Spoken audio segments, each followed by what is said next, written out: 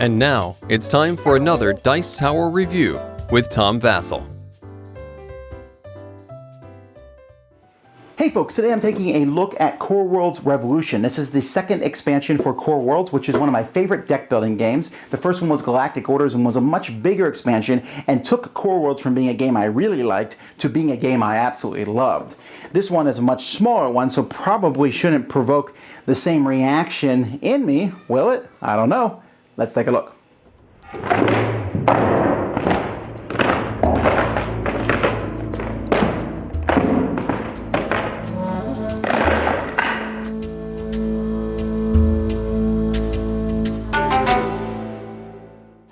Okay, let's take a look at what this expansion adds. It adds this board here, which keeps a place where you can keep track of the events in the game. So whenever a new event comes out here, you can see whatever the top event is at any given point in time. And there is some new events that are included in the game. Here, all tactics and heroic tactics cost an extra energy. What's a heroic tactic? We'll talk about that soon. But there's also an advancement stack. This game comes with a whole ton of advancements. These cards are shuffled into the decks 1 through 5, and they will show up, and when they're placed on top of this, and there's only one that you can see at any given point in time. These can be bought, but there's no discount to buying them, so it's not a recruit. You can't, like if you get -2 and recruit from something, it doesn't work on these. And the cost is right there, so this would cost 2. When you take one of these, you take it, and you find a planet, like here's Tiberius, and you put it next to the planet, showing that this asteroid mine is on that planet. Each planet can only have one of these attached to it. But these things will do some great things. Like, for example, this one, when you build it, put 3 revolution tokens on it.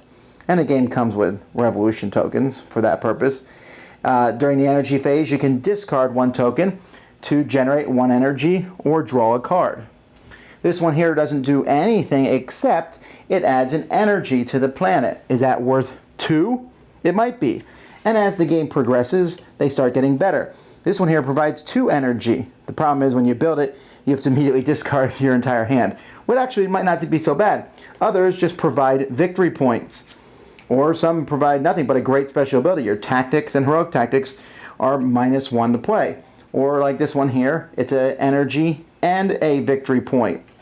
Then we get to era 3, and of course as the eras go up, the cards get better. When you build this card, you have to remove one of your worlds from the game. So get rid of one of your junky worlds. That's worth 3 energy and 2 points in my opinion. Or here, another one where you put revolution tokens on something. During an invasion, you can discard a token to deploy a starfighter, cruiser, or capital from your hand as if it were a tactic. That's a pretty cool thing to have.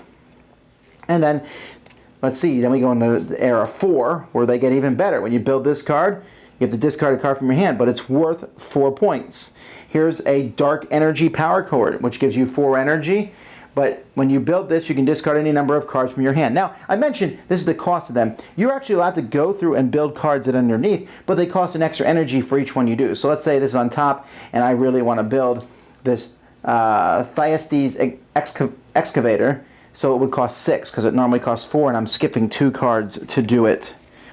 And so that's basically it. There's a lot of really cool cards in here. There's even some for the 5th, here. This is a great one, the Ministry of Propaganda. When you build this card, put a revolution token on a sector, 3 world that you do not control. They will share their energy, points, and card text of that world. Really a pretty neat thing here. And so these are advancement cards, and this is a big chunk of the game.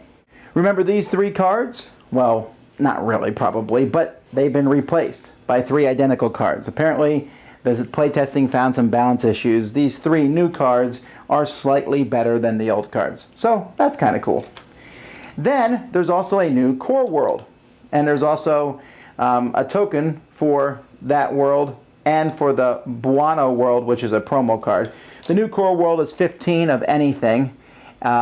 But at the same time, and it's worth an extra point for each world you have from 1, 2, 3, and 4. So it's actually pretty interesting. It can be worth a lot of points if you've collected a lot of worlds, and it adds another option for core worlds in the game. And I'm always in favor of that. 3 new heroes included in the game, and each of these, if you'll notice, hey, can go on, if you're using the first expansion, they can go on 2 different galactic orders. They're also very useful. They're 1, 2, and 3. They'll show up, and they have some good ones here. You can spend 2 energy to make this Captain Alexander 2/2. I also like him. The Prophet, who escaped from the planet Dune, apparently. Here you can search his draw deck and reveal 2 tactic cards and put 1 in your hand.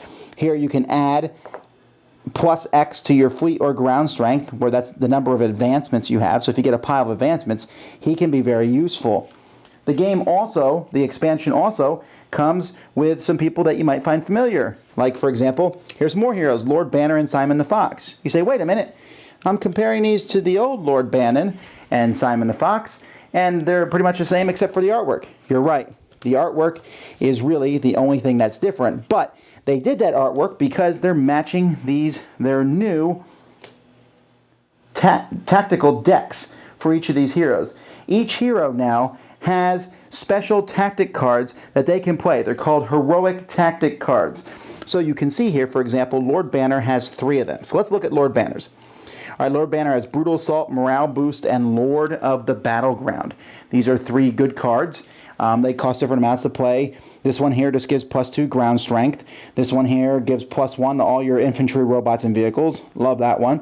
This one here, when deploying units, if he's in your war zone, you can deploy 3 units for 1 action point. Now, these aren't great, but the way these work is you take these cards, you shuffle them, and you'll see here it says Lord Banner, so you know whose they are, and you'll draw 1 in your hand whenever you deploy Lord Banner out. So whenever Lord Banner goes out, you draw this card in your hand. Doesn't count as your normal hand of cards. It's an extra card that you can have.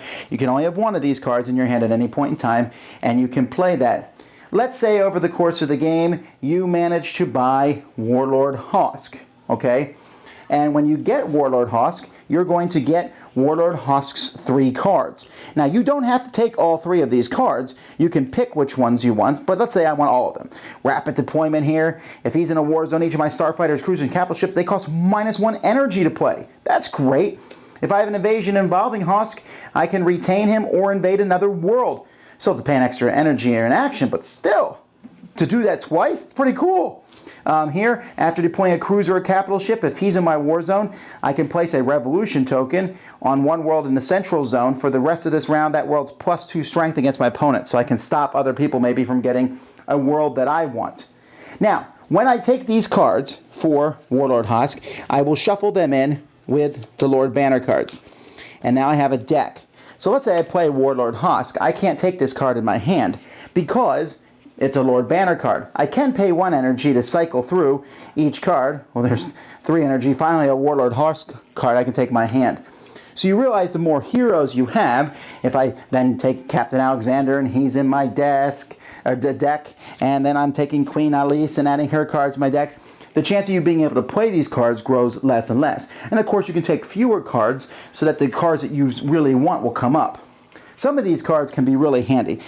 Speaking of Queen Alice here, right? Now, she was always a pretty cool character because she can be extra points. But she was expensive to buy and expensive to deploy. But now that she has Adulation, which when she's in a war zone, you get energy equal to the number of 1, 2, and 3 worlds that you have. Or here, you can add 2 to her ground strength, and she gets to stay in the battle, which is great because she's the one who, if she's in your war zone, you get extra points. So you can use her and then keep her in the field, which is really cool. And Seduction, if she's in your war zone, I can take a Prestige card for -5 energy. Now, what these do, when you use these, and all the heroes have one, all the new heroes and all the old heroes, first of all, they make your starting person so much more different. You know, now I can really tell you what the Fox says because I have Simon the Fox's 3 cards. And he's going to act differently than, for example, Prince Aaron will with his 3 cards. So not only do these guys have different special abilities, this helps differentiate, but it also makes heroes something really cool to get. When you get a hero, you're like, wow, I got a hero, and I got some of these cool cards that hero can play, and it gives more of a storyline to the game.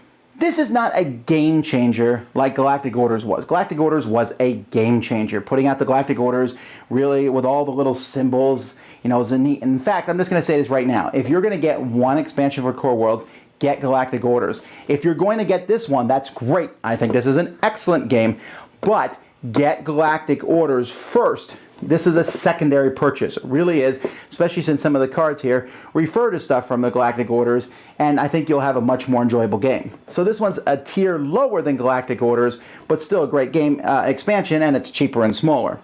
I love the Heroic Tactics. I really do. I think they're a great addition. Like I said, they make you feel like Simon the Fox now has this devious thing, and Warlord Hosk is this big, mean, nasty guy, because he is. And so they add more story and theme to the deck building games, because deck building games as a whole usually suffer from a lack of theme. This adds that theme. I mean, the artwork is great. I'm still not sure why they needed to change all the artwork from the original game from the heroes, but whatever. The new artwork is just as fine, and I like it. And I mean, I'll tell you, I'm a sucker for this. I'm tempted to go out and get some of these heroes, even if I don't really need them, because I want to use them and see how they work in my armies. Also, these advancement cards are a nice addition. There was one advancement card for each player in the second one. This takes it to another level, and these advancements give you something else to do, and that's always a cool thing. I don't want to buy any of those cards out there, but I do have extra energy, and I could take an unstable teleporter and add it to a planet, where I can discard this token to deploy an infantry vehicle or robot from my hand as if it were a tactic. That seems pretty cool. Seems kind of stable also. Wouldn't an unstable teleporter have a chance of blowing up? Anyhow, that's great, and I'm guessing that Core Worlds is done here. I think this is enough. The only thing that you might want is more. The only disadvantage to maybe this expansion is now that there's all these advancements and events, sometimes you feel like you're drawing a lot of cards when you're setting up each turn. And even though these heroes are cool, you may not see them in every game because there's piles of cards in each of the decks. But that's really not a huge problem. The game is also still best, as I said, I think with 3 players. 3 is the maximum I'll play Core Worlds with at this point. But it works really well. So this expansion adds lots of theme and story and some cool new mechanisms. A must-buy after you get the first one. Dice Tower Judgment? Excellent! Thanks so much for watching the Dice Tower videos. Find more great videos and reviews, as well as our top-rated audio podcast at Dicetower.com. You can also find other great shows at Dicetowernetwork.com. I'm Eric Summerer, and you've been watching The Dice Tower. The Dice Tower is sponsored by Cool Stuff Inc., where you can find great games for great prices. Cool stuff in stock. Check them out at CoolStuffInc.com. Doe de deur dicht. De